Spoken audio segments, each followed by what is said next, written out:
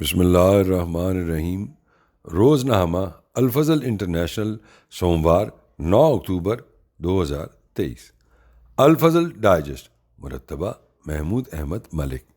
اس column میں ان اخبارات و رسائل سے اہم و دلچسپ مضامین کا خلاصہ پیش کیا جاتا ہے جو دنیا کے کسی بھی حصے میں جماعت احمدیہ یا ذیلی تنظیموں کے زیر انتظام شائع کیے جاتے ہیں۔ حضرت سیدہ سرور سلطان بیگم صاحبہ رضی اللہ تعالی عنہا، لجنہ مائلہ جرمنی کے رسالہ خدیجہ برائے 2013 نمبر 1 میں مکرمہ حفصہ فردوس انوری صاحبہ کے قلم سے حضرت سیدہ سرور سلطان بیگم صاحبہ رضی اللہ تعالی عنہ بیگم حضرت صاحبزادہ مرزا بشیر احمد صاحب رضی اللہ تعالی عنہ کی سیرت شامل اشاعت ہے۔ آپ رضی اللہ تعالی عنہ حضرت مولوی غلام حسن خان صاحب پشاوری رضی اللہ تعالی عنہ کی صاحبزادی تھیں، جو کہ نہایت عابد و زاہد بزرگ تھے اور حضور علیہ السلام کے ساتھ بڑا اخلاص اور عقیدت رکھتے تھے۔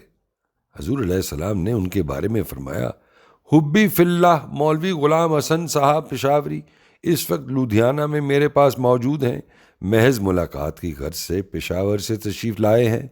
میں یقین رکھتا ہوں کہ وہ وفادار مخلص ہیں اور لا یخافون لومات لائم میں داخل ہیں۔ جوش ہمدردی کی راہ سے 2 روپیہ ماہواری چندہ دیتے ہیں۔ مجھے امید ہے کہ وہ بہت جلد للہی راہوں اور دینی معارف میں ترقی کریں گے، کیونکہ فطرت نورانی رکھتے ہیں۔ ازالہ اوہام، حصہ دوم، صفحہ 540۔ حضرت مسیح موعود علیہ السلام نے جب حضرت مولوی غلام حسن صاحب کے خاندان میں اپنے بیٹے کا رشتہ کرنے کا ارادہ کیا تو آپ علیہ السلام نے جو خط بھجوایا اس میں تحریر فرمایا، اس سے پہلے اخویم مولوی عبد الکریم صاحب نے برخوردار محمود احمد کے رشتہ ناطہ کے لیے عام دوستوں میں تحریک کی تھی، اور آپ کے خط کے پہنچنے سے پہلے ایک دوست نے اپنی لڑکی کے لیے لکھا اور محمود نے اس تعلق کو قبول کر لیا۔ بعد اس کے آج تک میرے دل میں تھا کہ بشیر احمد اپنے درمیانی لڑکے کے لیے تحریک کروں، جس کی عمر 10 برس کی ہے اور صحت اور متانت، مزاج اور ہر ایک بات میں اس کے آثار اچھے معلوم ہوتے ہیں، اور آپ کی تحریر کے موافق عمریں بھی باہم ملتی ہیں۔ اس لیے یہ خط آپ کو لکھتا ہوں، اور میں قریب ایام میں اس بارے میں استخارہ بھی کروں گا، اور بصورت رضامندی یہ ضروری ہوگا کہ ہمارے خاندان کے طریق کے موافق آپ لڑکی کو ضروریات علم دین سے مطلع فرما دیں، اور اس قدر علم ہو کہ قرآن شریف با ترجمہ پڑھ لے، نماز اور روزہ اور زکوٰۃ اور حج کے مسائل سے باخبر ہو، اور نیز بآسانی خط لکھ سکے، اور لڑکی کے نام سے مطلع فرما دیں۔ حضور اقدس علیہ السلام کا والا نامہ پہنچنے پر جناب مولوی صاحب نے اس تعلق کو اپنی بہت بڑی سعادت سمجھا اور اپنی رضامندی کا خط لکھ دیا۔ چنانچہ حضرت میاں بشیر احمد صاحب رضی اللہ تعالیٰ عنہ کا نکاح حضرت سیدہ سرور سلطان بیگم صاحبہ رضی اللہ تعالیٰ عنہ کے ساتھ حضرت حکیم مولانا نور الدین صاحب رضی اللہ تعالیٰ عنہ نے 12 ستمبر 1902 کو پڑھایا۔ اس موقع پر بعض احباب کو بھی حضور علیہ السلام نے باہر سے بلایا ہوا تھا۔ حضور علیہ السلام نے بہت اعلیٰ قسم کے چھوارے تقسیم کرنے کے لیے امرتسر سے منگوائے تھے، اور حاضرین کے لیے چائے کا بھی انتظام فرمایا تھا۔ اخبار الحکم کے ایڈیٹر حضرت شیخ یعقوب علی صاحب طراب رضی اللہ تعالیٰ عنہ نے اخبار کا ایک خاص نمبر شائع کیا، جس میں اس بابرکت تقریب کی تمام کیفیت تفصیل کے ساتھ رقم فرمائی۔ 1906 میں جبکہ حضرت میاں صاحب کی عمر 13 برس کی ہو گئی تو حضرت مسیح موعود علیہ السلام نے آپ کی شادی کر دی۔ بارات 10 مئی کی صبح حضرت میر ناصر نواب صاحب رضی اللہ تعالیٰ عنہ کی قیادت میں روانہ ہوئی اور 16 مئی کو واپس پہنچی۔ حضرت مرزا محمود احمد صاحب رضی اللہ تعالیٰ عنہ، حضرت مولوی سید سرور شاہ صاحب رضی اللہ تعالیٰ عنہ، مکرم خواجہ کمال الدین صاحب اور کئی دیگر بزرگ بھی ہمراہ گئے۔ اللہ تعالیٰ نے اس جوڑے کو 7 بیٹے اور 4 بیٹیاں عطا فرمائیں، جن میں سے 2 بیٹے صغر سنی میں ہی فوت ہو گئے۔ حضرت سیدہ نواب مبارکہ بیگم صاحبہ رضی اللہ تعالیٰ نے فرماتی ہیں کہ منجھلی بھابھی جان بیاہ کر آئیں تو نہ معاشرت، نہ طور طریق، نہ وضع لباس وغیرہ، نہ زبان، کچھ بھی مشترک نہ تھا۔ پھر نادان کم عمر تھیں، اگر تعلقات بگاڑنے والی ہوتی تو بگڑ سکتے تھے، مگر ایسی خوش اسلوبی سے نبھایا کہ ایسے نمونے ملنے مشکل ہیں۔ آپ رضی اللہ تعالیٰ عنہ خود بتاتی تھیں کہ میری عمر بہت چھوٹی تھی جب بیاہ کر قادیان آ گئی تھی۔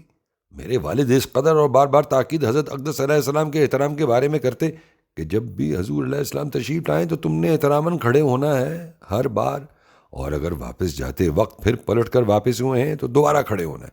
یہ تاکید اتنی دفعہ کی کہ میرے لیے بتانا مشکل ہے۔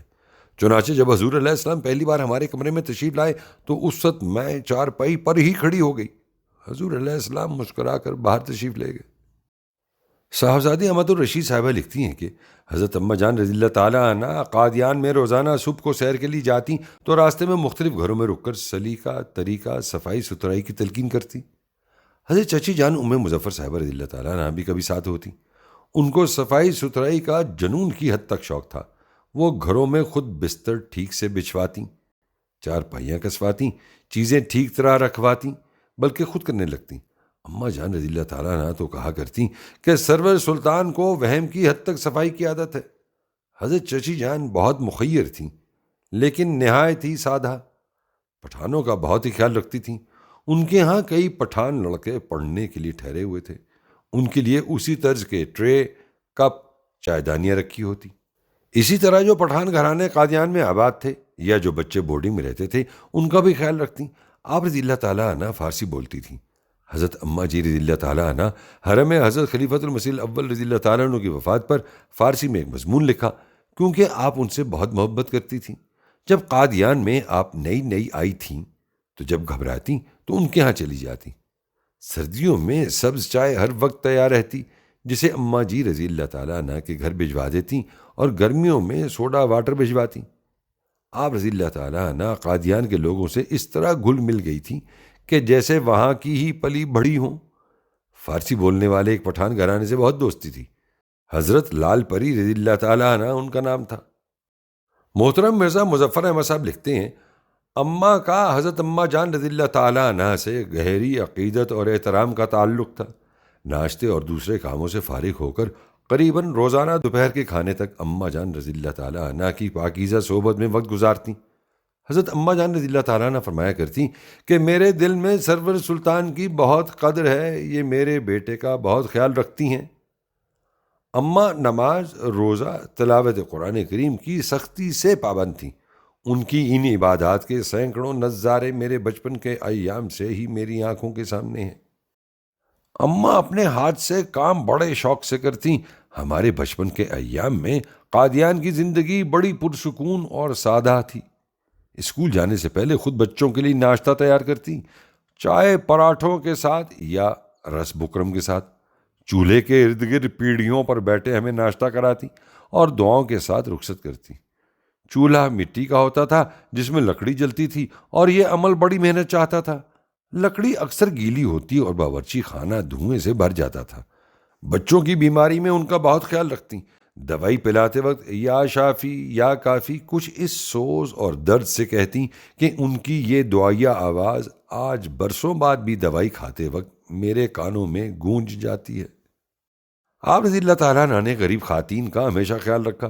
غریبوں کے گھروں میں ان کا حال احوال پوچھنے، ان کی دلجوئی اور تسلی کے لیے ان کے برابر بیٹھ جاتی۔ ان کی ضروریات کو حد الوسع پوری کرنے کی کوشش کرتی۔ آپ نے کئی یتیم بچوں کی پرورش کی، کئی لوگوں کی خبر گیری کو اپنی ذمہ داری بنا لیا، غریب بچوں کی شادیاں کروائیں اور بیماروں کا علاج کروایا۔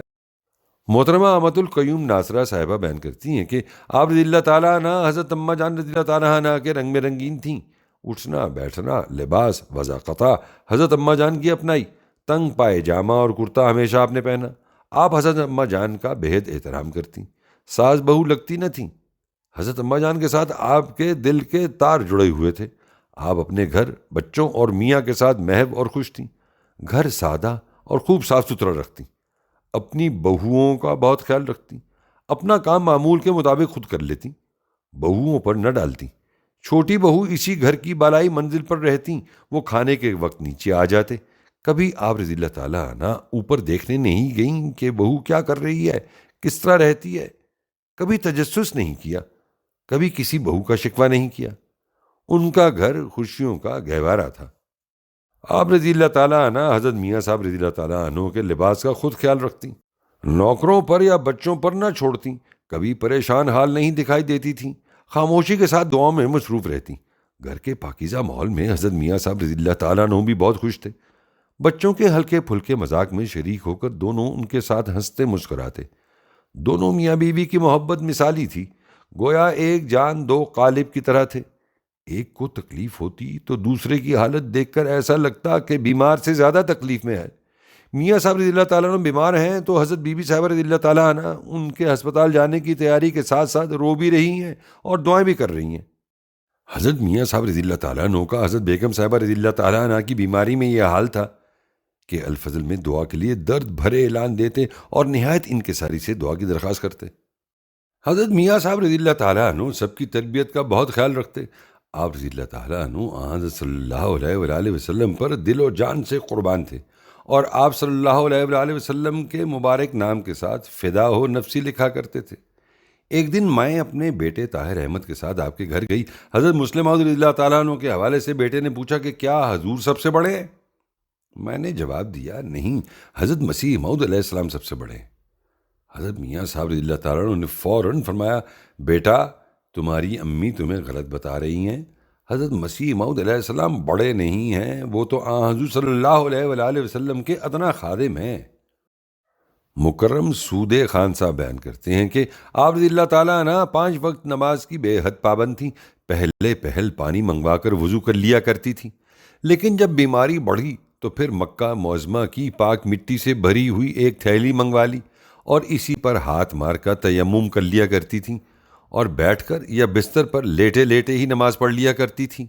لیکن باوجود اتنی سخت بیماری کے کبھی بھی اور کسی بھی حالت میں نماز نہ چھوڑتی تھیں۔